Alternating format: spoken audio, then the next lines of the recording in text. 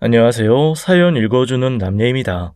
오늘도 와주셔서 감사드리며 오늘의 사연 시작하겠습니다.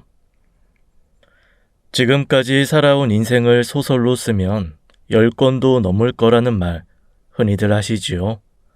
저 역시 그렇답니다. 저와 남편은 작은 어촌 마을에서 살았습니다. 남편은 뱃사람이었어요. 저는 남편이 잡아온 잡어들을 시장에 내다 파는 일을 했죠. 가난한 살림이었지만 세 아들들이 있어 마음만은 풍족했어요. 5 식구의 밝은 미래를 상상하는 것만으로도 행복한 나날이었습니다. 저는 아직도 남편이 제 곁을 떠난 그날을 잊지 못한답니다. 바람이 아주 세차게 불던 날이었죠. 여보, 오늘은 바다에 안 나가면 안 돼요? 지난주 내내 태풍 때문에 쉬었는데 오늘은 그럴 수 없어. 하지만 오늘도 바람이 세게 부는걸요. 괜찮아. 일기예보에도 별 얘기는 없었는걸. 하지만 너무 불안해요. 뱃사람이 바다를 무서워해서야 되겠어. 무사히 다녀올 테니 걱정 마. 그게 남편과의 마지막 대화일 줄이야. 그때는 미처 몰랐습니다. 바람은 집채만한 파도를 만들었고 곧이어 한치 앞도 보이지 않을 정도로 비가 퍼부어댔어요. 도시에서만 나고 자란 사람들은 아마 모르겠죠. 거센 바람과 비가 몰아치는 날 바다가 얼마나 잔인해지는지 말이에요. 8살짜리 첫째 아들에게 연년생 둘째와 2살 된 막내를 맡기고 저는 정신없이 부둣가로 달려갔습니다. 저보다 먼저 부둣가에 나와 있던 옆집 아주머니가 저를 보자마자 울부짖기 시작했어요. 아이고, 새댁, 이를 어째? 배가 뒤집어졌대. 배가요? 설마 저희 남편이 탄 배는 아니죠? 못된 마음이지만 남편이 탄 배는 아니길 간절히 바랬습니다. 사람은요? 사람은 무사한 거죠? 이렇게 파도가 치는데 누가 바다에 나가려고 하겠어? 안 돼요. 그럼 우리 남편 어떡하라고요? 지금이라도 나가면 구할 수 있을 거예요. 저는 지나가는 사람들을 붙잡고 애원했어요.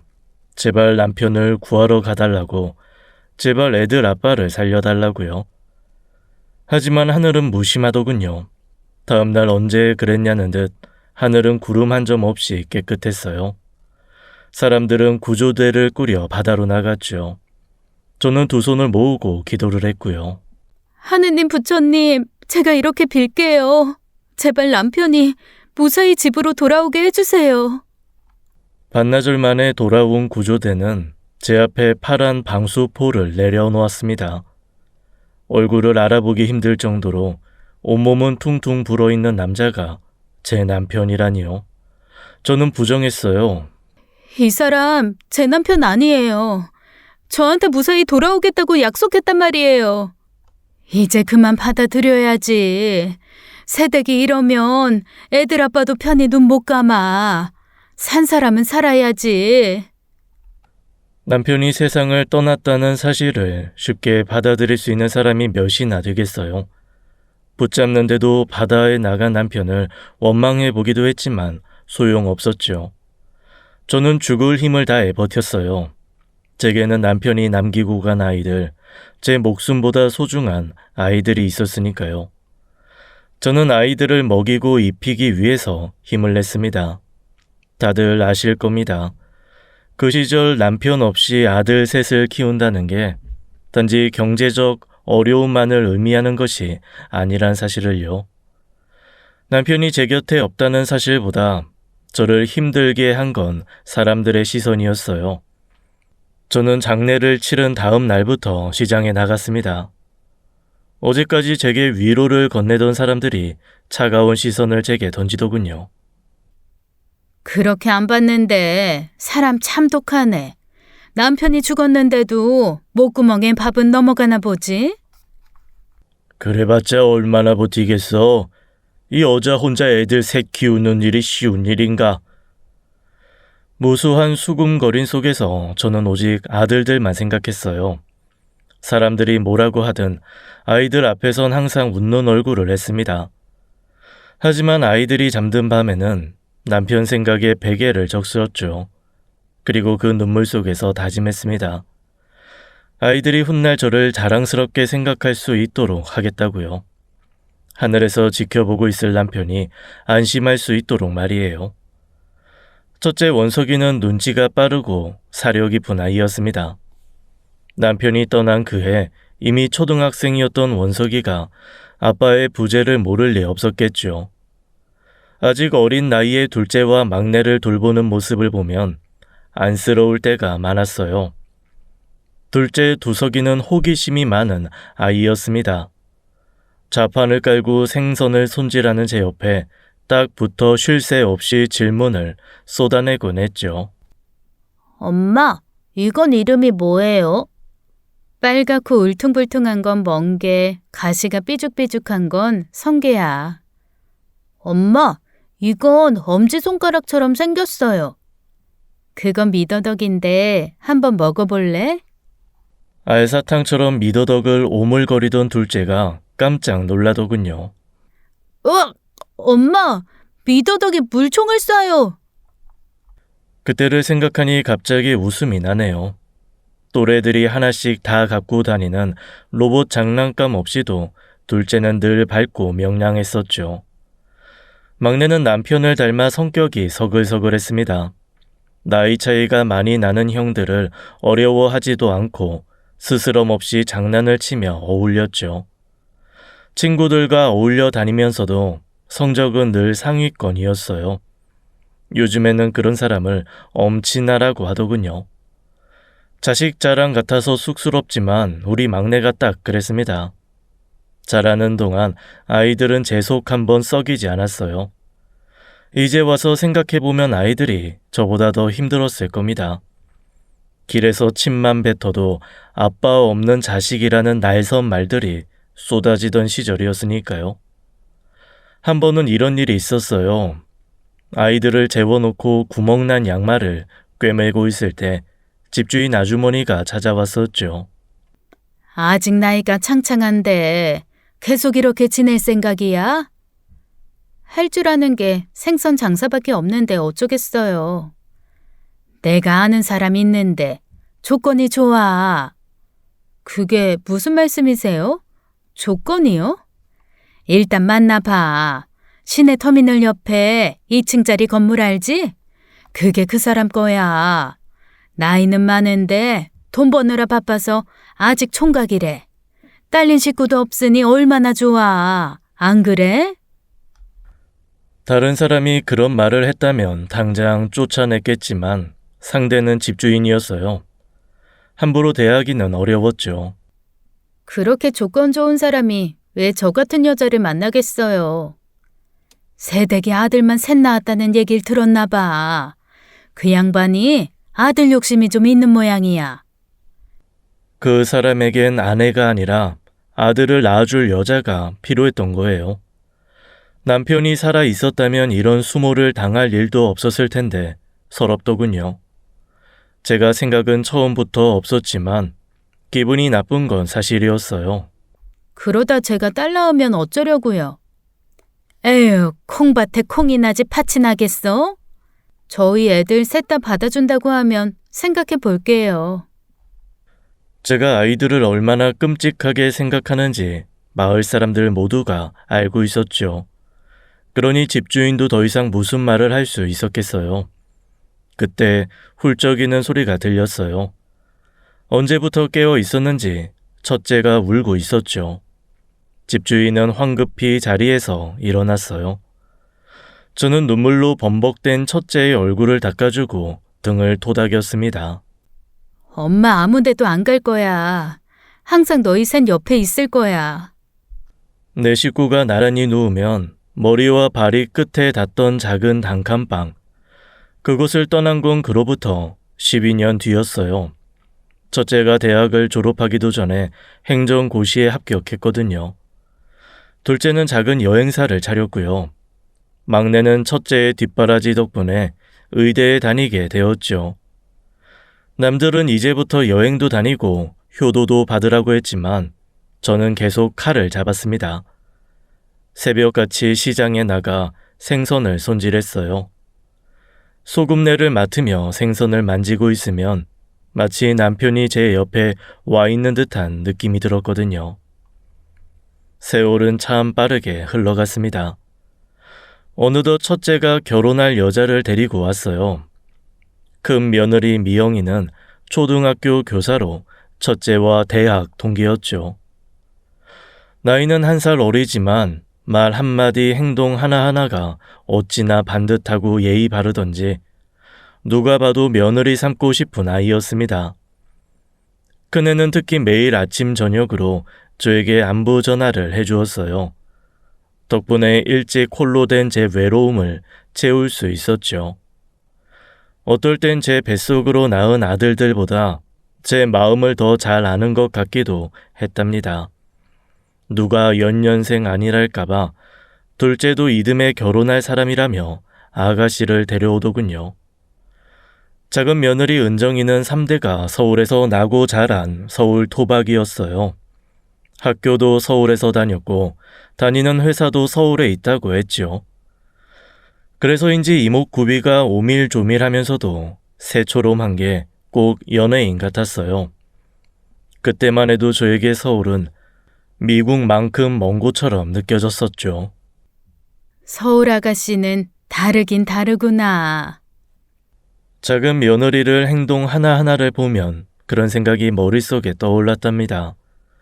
큰 며느리가 처음부터 어머니 하며 서글서글 다가온 것과는 달리 작은 며느리는 낯가림이 있는 것 같더라고요.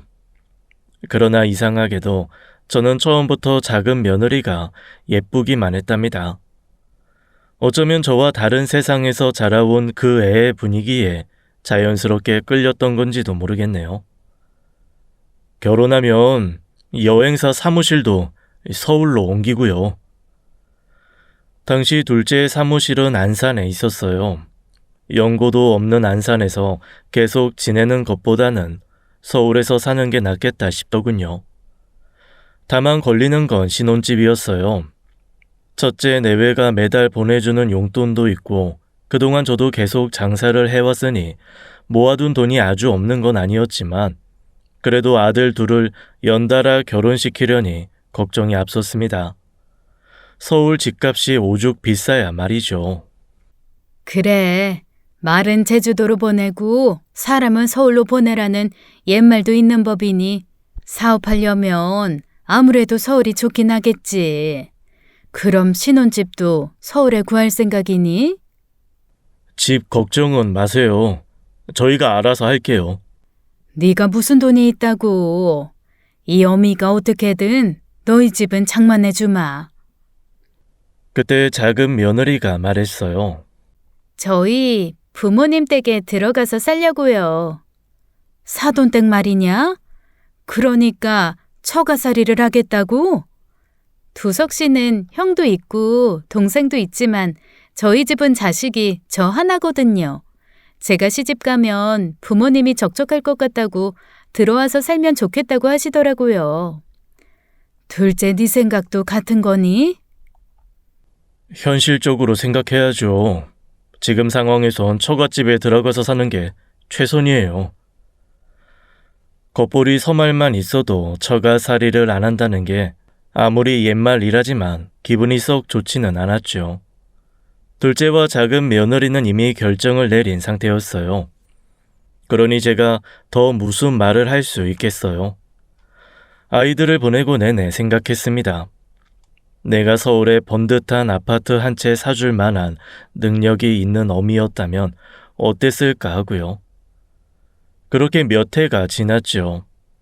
첫째, 둘째네 모두 무탈하게 잘 사는 것만으로도 저에겐 큰 선물이었습니다. 첫째네는 2년 만에 제 품에 손주를 안겨주었고요. 미국으로 유학을 떠난 셋째를 자주 못 보는 것만 빼면 근심 걱정 없는 나날이 이어졌지요. 한동안은 말이죠.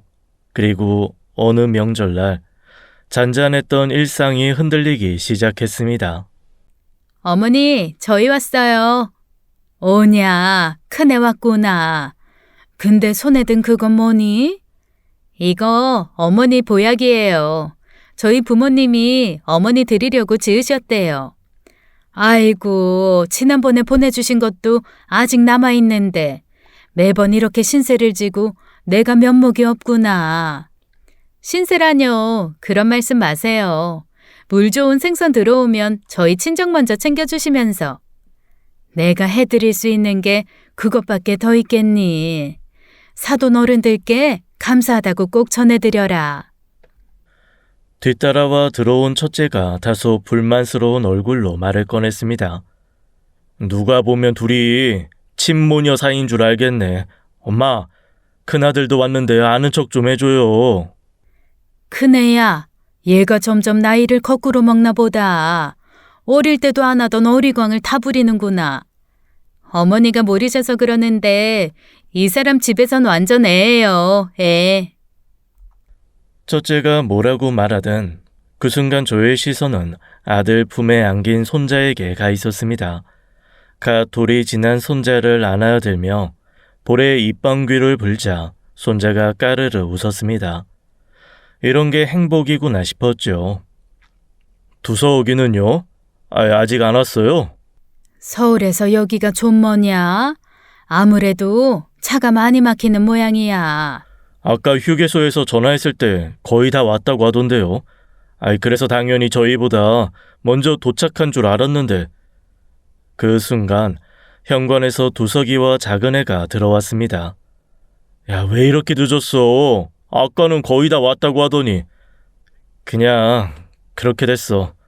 엄마, 저 피곤해서 들어가 눈 좀 붙일게요. 둘째는 인사도 제대로 하지 않고 곧장 방으로 들어가 버렸습니다. 작은 애의 얼굴에도 피곤이 가득했죠. 명절에 시댁 오는 길이 즐거울 리가 있겠습니까? 저는 작은 애의 손을 잡으며 위로해주고 싶었습니다. 작은 애야, 오는데 힘들진 않았니? 그럭저럭 괜찮았어요. 근데 어머니, 오늘도 장사 나갔다 오셨어요? 아니, 어제부터 장사는 쉬었다만. 그래요? 근데 왜 이렇게 비린내가 나요? 장사 다녀오셔서 안 씻으신 건 아니죠? 작은 애가 슬그머니 손을 빼며 인상을 찌푸렸어요. 그 순간 마음속에 숨겨두었던 불안과 부끄러움 때문에 얼굴이 뜨거워지더군요. 작은 애가 말하는 비린내가 제 몸에서 나는 냄새라는 걸 저라고 왜 모르겠어요. 하지만 일생 동안 생선과 함께 살아온 이 손에서 비린내를 없애기란 불가능한 일이었죠. 작은 애의 표정은 순간 저를 더욱 작고 초라하게 만들었습니다. 저는 모르는 척하고 안방으로 들어가 옷을 갈아입고 나왔습니다. 그때 마당에서 큰애가 고무줄 바지를 들고 오며 대뜸 말했습니다. 어머니, 저 이거 입고 일할게요. 동서도 이거 입어. 일할 땐 고무줄 바지가 최고야. 이 바지 어머니 거 아니에요? 어머니 거면 어떻고 내 거면 어때? 잔말 말고 얼른 입어. 내려온 김에 어머니 일도 좀 거들어 드려야지. 저는 안 입을래요. 형님이나 입으세요. 잠시 정적이 흘렀고 큰애 얼굴이 굳었습니다. 그리고 큰애는 전혀 예상치 못한 말로 작은 애를 몰아붙였죠. 동서, 혹시 개띠야? 작은 애는 그 말에 놀란 듯 입을 열었습니다. 뭐라고요? 개띠요? 형님, 그게 무슨 뜻이에요? 작은 애의 눈동자에서 차가운 빛이 반짝이며 큰애를 노려보았어요. 큰애도 지지 않고 싸늘한 미소로 응수하더군요. 비린내에 이렇게 예민한 걸 보니 말이야.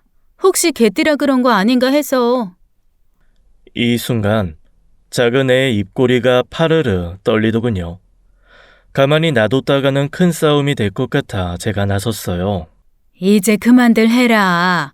별것도 아닌 걸 가지고 그러는구나. 식구들 다 같이 모인 명절날 큰 소리 나게 해서야 되겠니? 죄송해요, 어머니. 제 생각이 짧았어요. 큰애가 먼저 작은 애 보란 듯이 머리를 숙였지만 목소리가 밝더군요. 하지만 작은 애는 단단히 기분이 상한 듯 쌩하니 자리를 떠나버렸어요. 어머니께서 뭐라고 한 말씀 하세요. 계속 저렇게 두실 거예요? 말끝마다 비린내 비린내. 바지를 빨리 건조대에서 걷어오는 걸 보고도 비린내 때문에 안 입겠다니 그게 말이 돼요? 그네 네가 이해하려무나. 사람마다 예민한 냄새가 있는 모양이지. 너도 오이 냄새 싫어하잖니. 어머니도 참 그거랑 이거랑 같나요. 나지도 않는 비린내 타령하면서 평소엔 코빼기도 안 비치고. 큰 며느리의 목소리에 물기가 서려 있었어요. 저 대신 나서준 큰 며느리에게 고마움과 동시에 작은 며느리에 대한 생각에 머리가 복잡했습니다. 이깟 일로 울긴 왜 울어. 어머니가 계속 이렇게 참기만 하시니까 동서가 더 저러는 거라고요. 큰 며느리가 평소엔 잘 하지도 않는 볼멘 소리를 했어요. 저라고 할 말이 왜 없겠어요. 바닷가에 있는 집이니 창문을 활짝 열어두면 부둣가의 냄새가 불어오기도 하겠죠. 그렇다고 비린내 소리를 입에 달고 다닐 만큼 냄새가 역한 것도 아니었어요. 큰 며느리 말처럼 쓴소리를 할까 하다가도 능력 없는 어미 때문에 처가살이를 하고 있는 둘째를 생각하면 입을 다물 수밖에 없었습니다. 그날 저녁 식탁 위에 정성껏 준비한 음식들이 가득 차려졌습니다. 하지만 작은 며느리는 좀처럼 음식을 먹지 못하더군요. 밥을 먹는 둥 마는 둥 하더니 급기야 젓가락을 내려놓았어요. 왜 그래? 입맛이 없어? 그게 아니라 반찬마다 비린내가 나서 도저히 먹을 수가 없어서요. 그 말에 식탁의 모든 대화가 멈췄습니다. 아주버님은 어릴 때부터 비린내에 익숙하셔서 잘 모르시겠지만 저는 확실히 나요. 동서, 보자 하니까 말이 너무 심한 거 아니야? 큰 며느리는 그동안 참아왔던 감정이 폭발한 듯 차가운 말투로 작은 며느리를 쏘아붙였어요. 나 원참 기가 막혀서 동서 말대로 애아빠가 비린내에 익숙한 거라고 치자. 그게 다 왜 그런 건데? 어머니 혼자 아들 셋 먹여 살리느라 얼마나 고생하셨을지 한 번이라도 진지하게 생각해 본 적 있어? 어머니 고생하신 걸 누가 모른대요? 그래도 비린내가 나는 걸 어떡하라고요? 여보, 일단 진정해. 당신 지금 너무 감정적인 것 같아. 재수 씨도 이제 그만하시고요. 첫째가 큰 며느리의 팔을 붙잡았어요. 하지만 첫째도 형식적으로만 말릴 뿐 적극적으로 나서진 않더군요. 작은 며느리는 눈물을 글썽거리며 억울함을 토로했어요. 형님은 왜 이렇게 절 몰아세우기만 하세요? 저는 비린내가 싫어요. 싫다고요. 그걸 저보고 어떻게 하라는 거예요? 동서가 3살 먹은 애야? 진짜 너그럽게 생각해서 동서가 냄새에 유난히 예민하다고 해도 어머니 들으라는 듯이 그런 거는 예의가 아니잖아. 동서는 다른 사람 기분은 생각 안 해? 작은 애는 눈물을 참으며 방으로 뛰쳐들어갔어요. 그때까지 아무 말 없이 앉아있던 둘째가 방으로 따라 들어가더군요. 잠시 후 방 안에서 작은 며느리의 흐느낌과 함께 둘째의 목소리가 터져 나왔습니다. 제발 좀 그만해. 도대체 언제까지 이럴 셈이야? 둘째의 목소리가 집 안을 가득 채웠어요. 첫째 내외와 저는 아무 말도 못하고 서 있었죠. 나는 그냥 냄새가 힘들어서 그런 거라고. 왜 다들 나만 몰아세우는 건데? 내려오는 내내 차에서 나한테 뭐라 그랬어. 엄마한테서 비린내가 난다는 둥, 잠은 밖에 숙소를 잡아서 자면 안 되냐는 둥, 사람이 정도껏 해야 할 것 아니야. 그제 아까 집으로 돌아오던 둘째 내외의 표정이 어두웠던 이유를 알겠더군요. 얼핏 듣기에도 이 일로 다툰 것이 한두 번은 아닌 것 같았죠. 게다가 저번엔 엄마가 보내준 생선은 거들떠보기도 싫다며 내다 버리기까지 했잖아. 그 말을 듣고는 저도 더 이상 참기가 힘들더군요. 제 딴에는 생각해서 보내준 건데 받기 싫으면 차라리 말을 할 것이지. 아무리 생각해도 이건 아니다 싶었어요. 둘째랑 작은 애야, 나와서 앉아봐라. 첫째랑 큰애, 너희도 앉고. 막상 두 내외를 앉히고 보니 무슨 말부터 해야 할지 한숨만 나오더군요. 큰애야, 둘째야, 명절에 서로 얼굴 붉히고 싸울 거면 다음부터는 내려오지 마라. 이게 무슨 명절이야. 가족끼리 모여서 한다는 게 싸움질이라니 참으로 한심하구나. 그 말에 큰애 작은애 내외할 것도 없이 깜짝 놀라더군요. 내 피부치라곤 너희 셋밖에 없다. 셋째는 미국에서 공부하느라 집에 오지 못하는데 니들은 명절에 모여서 싸우기나 하고 이럴 거면 다음부터 다시 내려오지 말거라. 명절만이라도 식구들이 다 같이 모여 안부를 묻는 소박한 바람조차 그 순간엔 사치처럼 느껴졌어요. 작은 애야, 네 입장은 생각 안 하고 그동안 내 멋대로 생선 보내서 미안하다. 앞으로는 다시는 보내지 않으마. 작은 며느리가 입술을 깨물면서 깊이 고개를 숙였습니다. 엄마 앞에서 흉한 모습 보여드려서 죄송해요. 운전하고 오느라 피곤하기도 하고 제가 너무 예민했던 것 같아요. 앞으로 더 자주 찾아뵙고 잘할 테니 그런 말씀 마세요. 저도 잘못했어요. 다시는 안 그럴게요. 버릇없이 굴어서 죄송해요. 작은 며느리의 말에 마음이 조금 누그러졌어요. 그동안 작은 며느리에게 알게 모르게 가졌던 서운함도 조금은 풀어지는 듯했죠. 하지만 여전히 마음 한구석은 쓸쓸하더군요. 그래, 앞으로 명절에는 웃음소리만 났으면 좋겠구나. 때마침 미국에서 걸려온 막내의 전화에 무겁던 분위기가 조금은 가벼워졌죠. 하지만 오래 묵은 문제가 어디 그렇게 쉽게 해결될 리가 있나요? 불만은 참으면 참을수록 언젠가는 터지게 마련인 게 인지상정 아니겠어요? 그 일 이후로 다시 몇 해가 흘렀습니다. 한국에 들어온 막내까지 6이었던 식구가 손주들이 태어나고 7, 8로 늘어났지요. 주변에서 선자리가 쏟아졌지만 막내는 아직 결혼 생각이 없다더군요. 저도 막내만큼은 조금 더 제 곁에 두고 싶어 결혼을 재촉하진 않았죠. 그러는 사이 눈 깜짝할 사이에 제 나이도 환갑이 되었습니다. 이 나이쯤이 되면 자신의 생일이 언제인지조차 까맣게 잊고 지내는 날이 더 많았죠. 이번에 주말에 아범이랑 재율이 소율이랑 같이 내려갈게요. 어머니는 손가락 하나 까딱하지 말고 계세요. 장도 제가 보고 음식도 제가 다 준비할 거니까요. 요즘 세상에 환갑이 무슨 대수라고. 애들도 왔다 갔다 하려면 피곤할 거고 너희도 바쁠 텐데 그냥 넘어가면 어떻겠니? 무슨 말씀이세요? 어머니 생신을 어떻게 그냥 넘어가요? 생일 아니어도 너랑 아범은 자주 들르잖니. 재율이 소율이도 할머니 집에만 오면 지겨울 게다.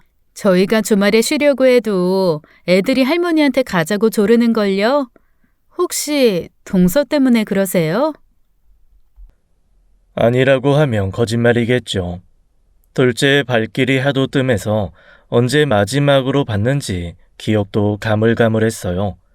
한동안은 명절마다 꼬박꼬박 내려왔고 비린내가 난다고 불평도 하지 않더군요.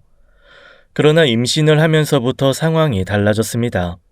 입덧이 심해서 차를 오래 탈 수 없다는 게 이유였지만 실상은 비린내 때문이었을 겁니다. 손녀가 태어난 이후에도 명절엔 이런저런 핑계로 내려오지 않았습니다.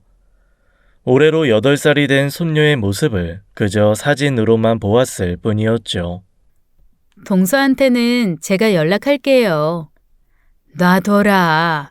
바쁜 애들 굳이 내려오라고 할 거 있겠니?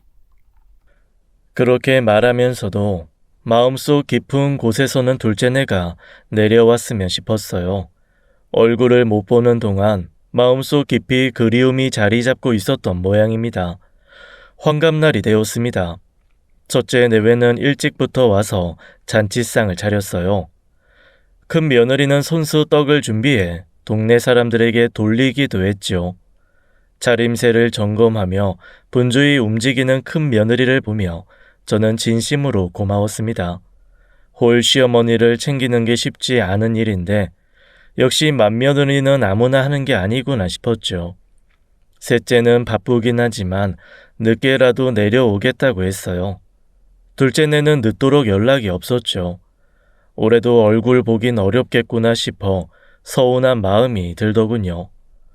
큰 며느리에겐 환갑이 별거냐고 했지만 그래도 환갑인데 잠깐이라도 얼굴을 비춰주면 얼마나 좋을까 싶었습니다. 엄마, 저희가 너무 늦었죠? 빨리 온다고 서둘렀는데 역시나 형수님을 이길 수는 없네요. 얼마나 듣고 싶었던 둘째의 목소리였던지 저는 버선발로 나가 아들을 맞이했어요.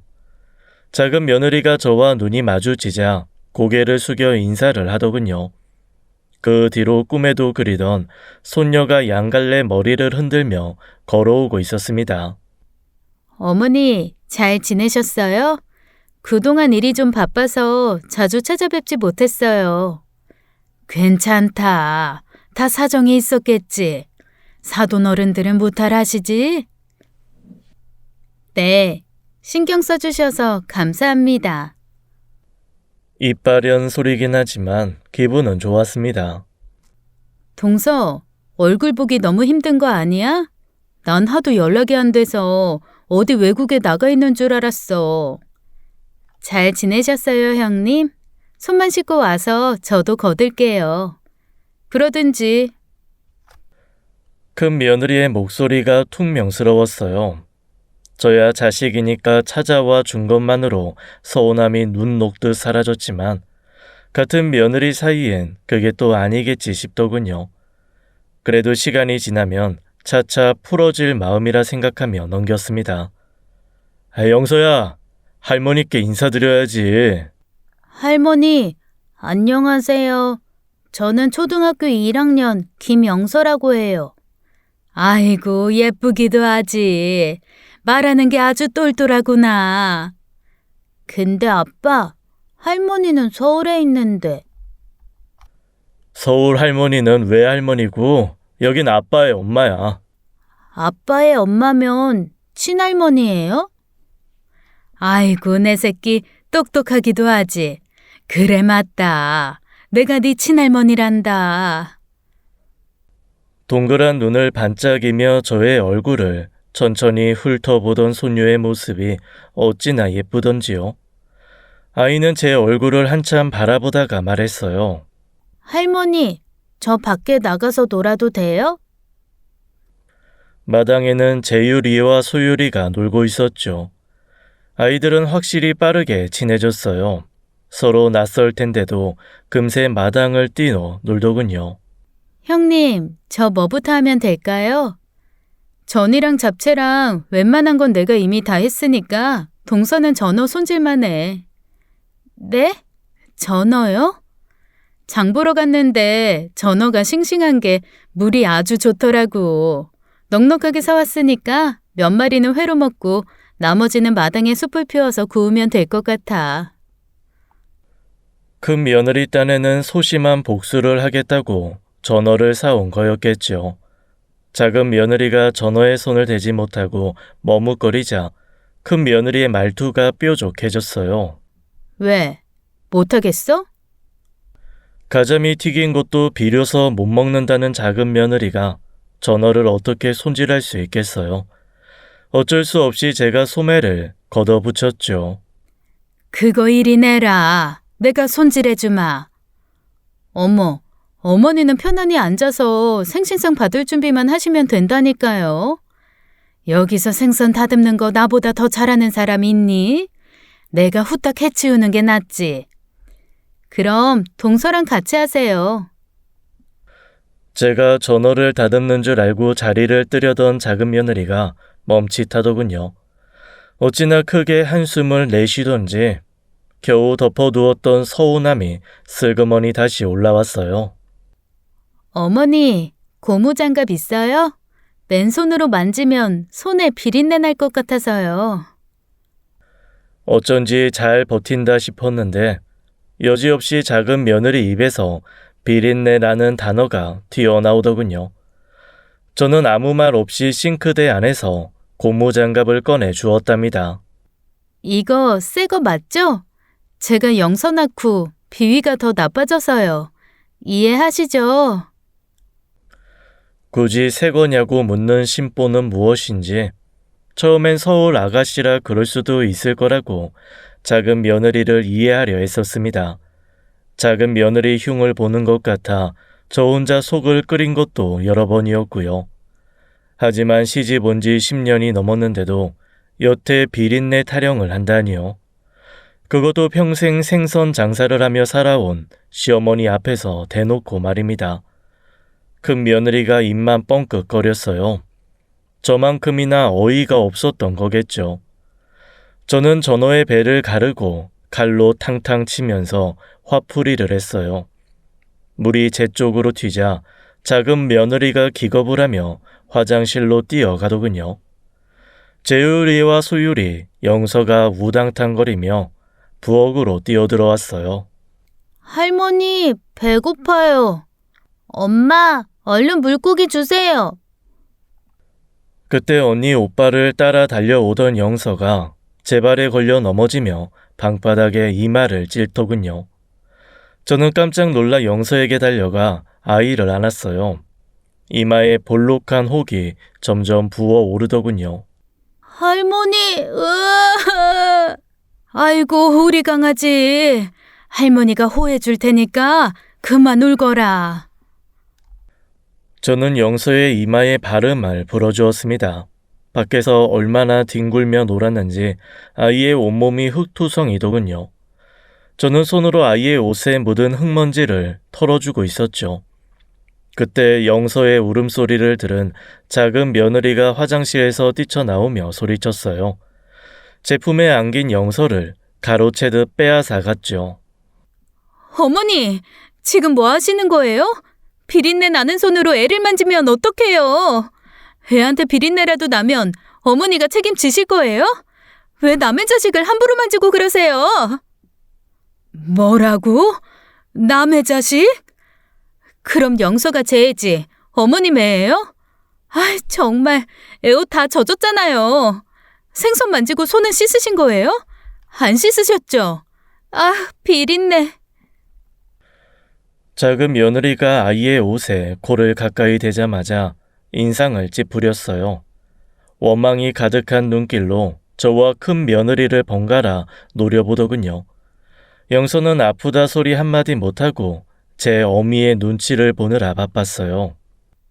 지금 뭐 하는 거야? 넘어진 애 달래준 게 무슨 문제라고 이 난리야. 형님이 전어만 안 사왔어도 이런 일은 없었잖아요. 내가 뭘 어쨌다고 이래? 영서가 넘어진 게 내 탓이야? 아님, 전어를 사와서 동서 비위 거슬리게 한 게 문제야. 뭐든요. 전부 다 형님이랑 어머니 때문이에요. 나도 학교에서 별의별 학부모 다 만나지만 동서 같은 사람 진짜 처음 본다. 유난도 정도껏 떨어야지. 그 정도면 병이야. 알아? 제가 유난을 떨든 말든 형님이 무슨 상관이세요? 제 애는 제가 알아서 할 테니까 형님 애들이나 신경 쓰세요.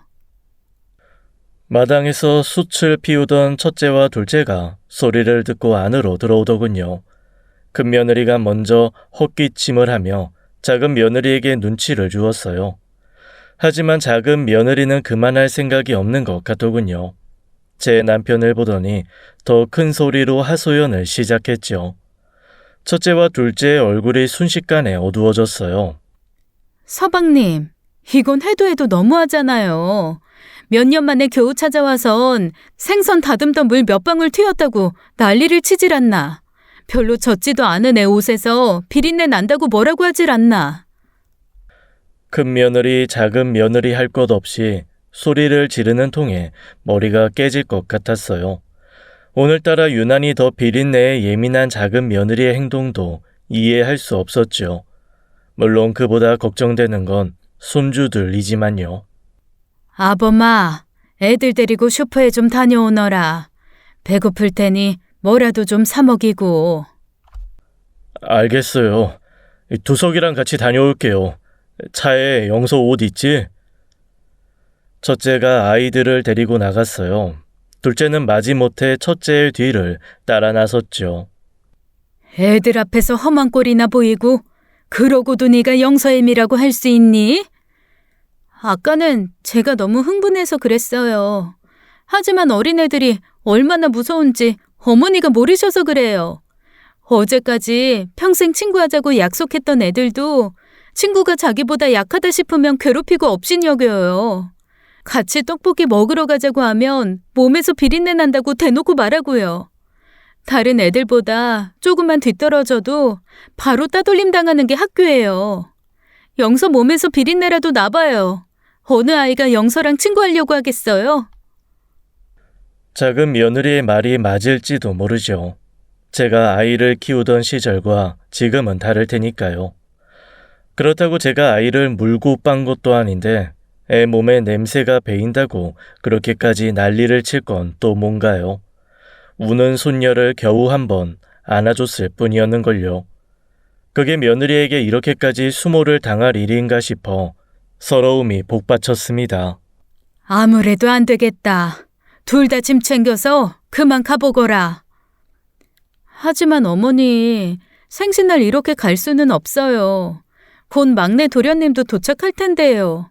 밥이라도 같이 먹어야죠. 막내한테는 내가 전화하마. 큰 며느리가 난처해 하더군요. 해놓은 음식이야 마을 회관에서 나눠 먹으면 그만이었어요. 지금은 그 어떤 산의 진미를 가져다 준데도 모래 씹는 것과 다를 바 없었죠. 겨우 시간 내서 내려왔는데 그냥 가라고 하시면 저는 어떡하라고요. 영수 아빠가 난리칠 텐데요. 그 난리를 쳐놓고 아범한테 한 소리 들을 게 겁이 나는 거냐? 작은 애야, 내가 한 가지 물어보자. 너 시엠이 집에만 내려오면 비린내 타령을 하는데 서울 집에선 괜찮은 거냐? 저희 부모님은 제가 비린내 싫어하는 거 아셔서 생선 요리 안 드세요. 그러냐? 그거 참 희한하구나. 두석이가 뱃속에 있을 때부터 내가 생선 장사를 했거든. 그러니까 태교를 비린내로 한 셈이지. 크면서도 내 옆에 딱 붙어서 생선 내장도 만지고 멍게며 해삼이며 장난감처럼 가지고 논 게 두석이다. 근데 네 남편한테선 비린내가 안 난단 말이냐? 네 코도 참 이상하구나. 사람 골라가며 비린내를 맡는 걸 보면 말이다.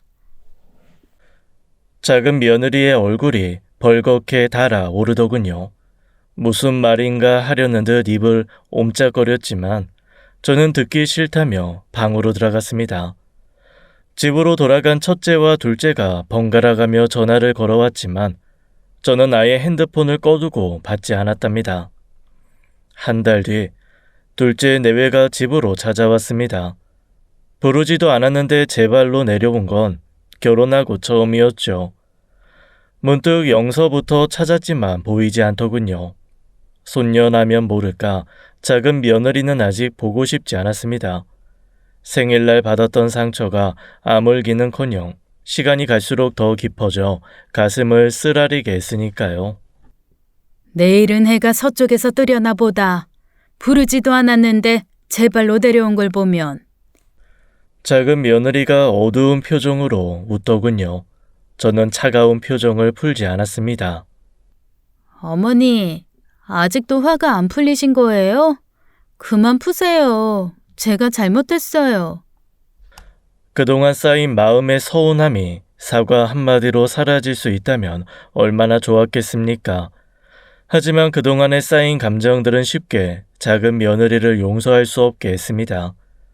엄마, 드릴 말씀이 있어요. 둘째의 목소리가 유난히 무거웠어요. 저는 애써 침착하게 말했습니다. 일단 안으로 들어가자꾸나. 방 안으로 들어가며 본능적으로 작은 며느리의 표정부터 살피게 되더군요. 내외가 올 줄 모르고 뒷마당에 생선을 말리는 중이었거든요. 영서는 어떡하고 니들만 온 게냐? 장모님께 맡기고 왔어요. 영서라도 데려왔으면 좀 좋아. 그래, 할 말이란 게 뭐냐?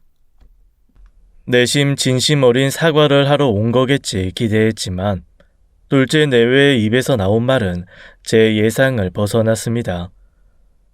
돈을 좀 융통해 주실 수 있을까요? 급하게 필요해서요.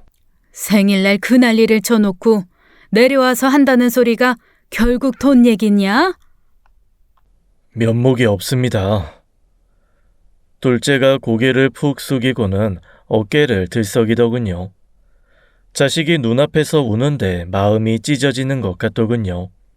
더 이상 말을 잇지 못하는 둘째 대신 작은 며느리가 무릎을 꿇고 사정했어요.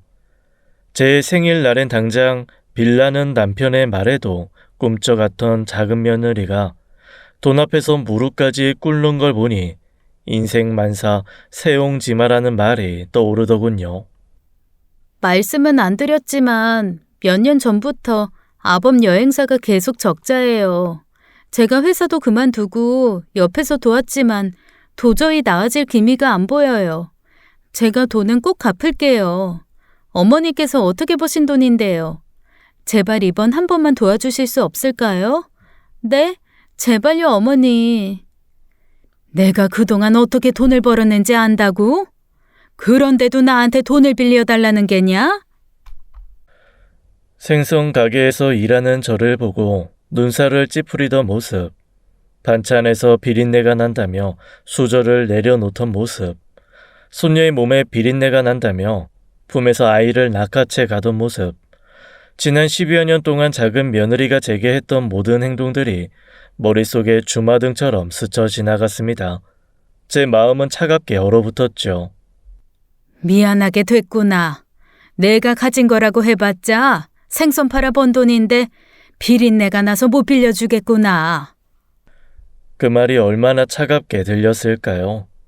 그렇게라도 그동안의 서러운 마음을 표현하고 싶었죠. 돈 때문에 무릎을 꿇는 작은 며느리의 모습이 괘씸하기도 했고요. 내외가 돌아가고 저는 그날 밤 내내 잠을 설쳤습니다. 일주일 후 작은 며느리 혼자 집을 찾아왔더군요. 문을 열고 들어선 작은 며느리는 비를 흠뻑 맞은 사람처럼 어깨를 축 늘어뜨리고 있었습니다. 눈이 부은 것을 보니 이미 한참을 울고 있었던 모양이더군요. 작은 며느리는 한참을 더 울다가 겨우 입을 열었습니다. 어머님, 그동안 정말 죄송했어요.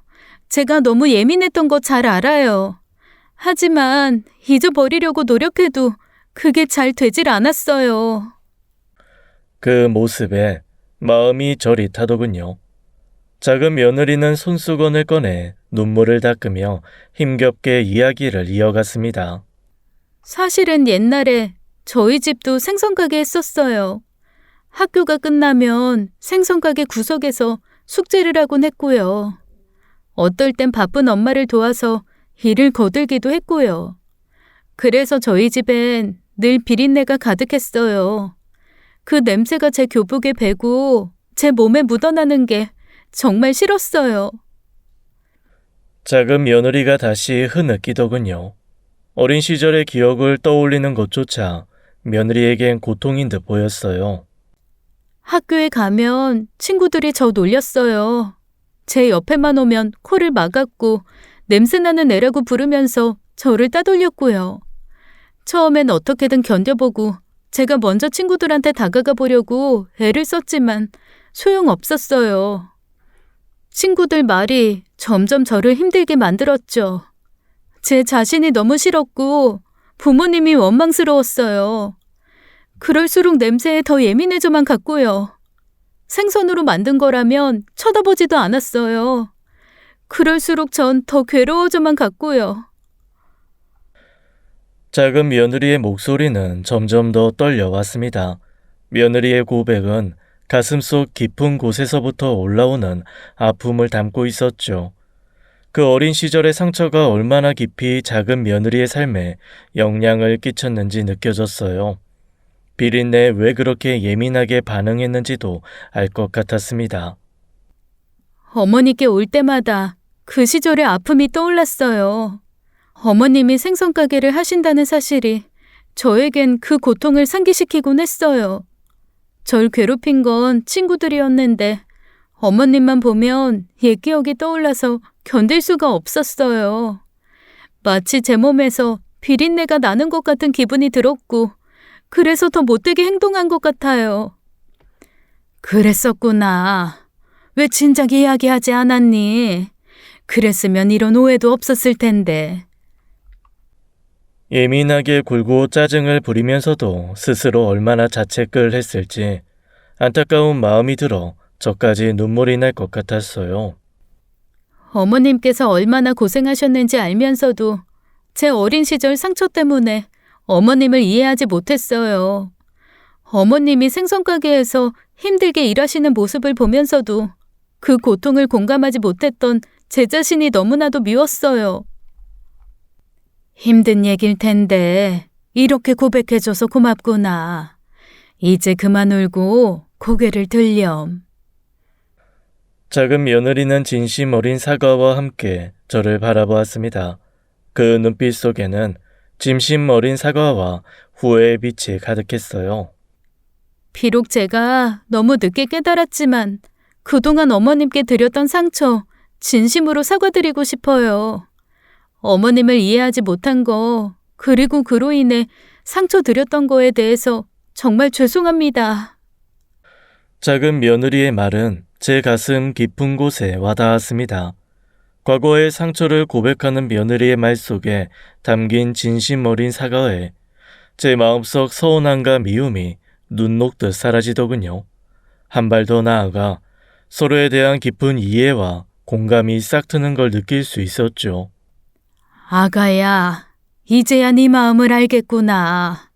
미안하다. 그래서 그렇게 비린내에 예민한 건 줄은 짐작도 못했어. 어머님, 사실은요. 저는 어머님께 정말 배우고 싶은 게 많아요. 어머님께서 어떻게 그렇게 강하게 살아오셨는지, 어떻게 가족을 위해 헌신하셨는지 정말 알고 싶어요. 저는 미소를 지으며 대답했습니다. 나도 처음부터 강했던 건 아니야. 많은 시련을 겪으면서 배우고 성장했단다. 너도 충분히 할 수 있어. 중요한 건 가족을 생각하는 마음이야. 작은 며느리는 제 말을 새겨 듣는 듯 조용히 고개를 끄덕였습니다. 이제 진심 어린 존경과 애정이 담긴 얼굴이었어요. 저는 며느리를 따뜻하게 안아주었습니다. 체온이 전해지는 순간 저도 모르게 눈물이 나더군요. 작은 며느리와 저는 서로의 눈물을 닦아주며 다시는 서로에게 상처 주지 말자고 말했습니다. 가족 간의 갈등이 결국 서로의 마음을 이해하지 못해서 생기는 것 아니겠니? 앞으로는 힘든 일이 있을 때 내게 다 털어놓거라. 저 이해하고 용서해 주셔서 정말 감사드려요. 앞으로 제가 정말 잘할게요. 며칠 뒤 저는 첫째에게 전화를 걸어 이렇게 말했습니다. 아범아, 두석이네가 많이 힘들다더구나. 회사가 어려운 모양이야. 내가 그동안 모아둔 돈이 조금 있는데 네가 나 대신 네가 좀 전해다오. 내가 줬단 말은 말고 네가 동생 돕는 것처럼 해주면 좋겠구나. 자신을 통해 둘째를 도와주려는 제 마음을 첫째도 이해한 것 같았습니다. 어릴 때부터 제 마음을 먼저 헤아리던 현명한 아이였으니까요. 제 부탁대로 첫째 아들은 자신이 마련한 돈처럼 둘째 부부에게 돈을 빌려주었습니다. 그 후 작은 며느리는 눈에 띄게 변했습니다. 자주 저를 찾아와 이야기를 나누었고 예전보다 훨씬 밝은 모습으로 변해갔어요. 저를 대하는 태도가 바뀐 게 돈 때문이 아닌 진심이란 사실에 저는 기쁘기만 했죠. 오랜 시간 고민 끝에 둘째 내외는 큰 결단을 내렸습니다. 그동안 힘겹게 운영하던 여행사를 정리하고 생선 요리를 전문으로 하는 음식점을 차리기로 한 것입니다. 가게 오픈날 첫째 내외는 저를 데리고 둘째네 가게를 찾았습니다. 가게는 소박하지만 따뜻한 분위기로 가득했고 손님들도 제법 되더군요. 어머니표 생선 요리라는 간편을 보며 저절로 입가에 미소가 지어졌습니다. 어머니, 서울까지 오시느라 힘드셨죠? 제가 여기 제일 좋은 자리 비워놨어요. 이쪽으로 앉으세요. 아주버님이랑 형님도요. 테이블에 앉자마자 작은 며느리는 직접 만든 매콤한 생선찜을 내왔습니다. 그동안 남몰래 숨겨두었던 과거의 상처를 극복하고 두려움을 극복하고 만들어낸 요리였어요. 그건 세상 어느 것보다 특별했습니다. 어떠세요? 입맛에 맞으세요? 작은 며느리가 조심스럽게 물었어요. 저는 생선찜을 한 입 먹어보며 장난스러운 말투로 대답했죠. 비린내가 하나도 안 나고 맛이 좋구나. 어머니도 참. 그 말에 작은 며느리는 쑥스러운 듯 머리를 긁적였고 온 가족이 소리내어 웃었습니다. 큰 며느리도 한 입 먹어보고는 눈을 동그랗게 뜨며 밥 한 공기를 뚝딱 비우더군요. 여기 오신다고 아침부터 굶고 오신 거 아니에요? 제가 얼른 밥 더 가져올게요. 그게 아니라, 아휴, 남사스러워서 말을 못하겠네. 여보, 당신이 대신 말해요. 이 사람 셋째 가줬어요. 며칠 전부터 입덧 때문에 아무것도 못 먹었는데 재수 씨 요리가 입에 맞나 봐요. 아이고, 장하다 내 며느리.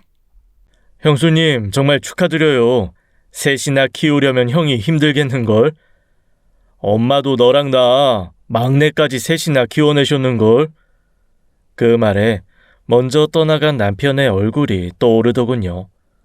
당신이 남겨주고 간 둘도 없는 보물들이 벌써 이렇게 커서 부모의 마음을 이해하는 나이가 되었다고 하늘에서 우리를 내려보고 있을 남편에게 말해주고 싶었죠. 형님이 원하시면 언제든지 만들어 드릴게요. 그러면 셋째 조카는 제 음식으로 태교하는 거네요? 그게 또 그렇게 되나? 가게 안은 어느새 가족들의 웃음소리로 가득 차 있었습니다. 따스한 조명 아래서 가족들은 작은 며느리가 차린 정성스러운 음식을 맛보며 웃음꽃을 피우고 있었죠. 그때 가게 문이 조용히 열리며 막내가 들어섰습니다. 그 곁에는 아담하고 귀여운 인상의 아가씨가 함께였어요. 저랑 결혼할 사람이에요. 막내의 말이 끝나기 무섭게 가족들이 박수를 쳤어요. 우리 모두 아가씨를 환하게 맞이했습니다. 처음 뵙겠습니다. 어머니 말씀 많이 들었어요. 오빠가 세상에서 제일 존경하는 분이라고. 이거 완전 겹경사네요. 어머니 좋으시겠어요. 손주도 보시고 막내 며느리도 보시고. 예비 며느리는 서툴지만 정성스러운 손길로 재우리와 소율이 영서에게 생선살을 발라주었습니다. 그 모습은 마치 한 폭의 그림처럼 아름답더군요. 저는 그 광경을 지켜보며 가슴이 뭉클해졌습니다. 가족이란 그 자체로 따뜻한 치유의 힘을 가진다는 것을 새삼 느껴지더군요. 저도 모르게 마음속에서 이제 모든 것이 제자리를 찾아가고 있구나 하는 생각이 들었어요. 그동안의 갈등과 상처는 이제 푸른 하늘 아래 조용히 사라지고 새로운 시작이 기다리고 있는 것처럼 느껴지더군요. 그렇게 우리는 서로의 곁에서 진심으로 행복을 나누며 앞으로 나아가려 해요. 시간이 갈수록 저희 가슴 속에는 가족에 대한 사랑과 따뜻함이 가득 차오르고 있죠.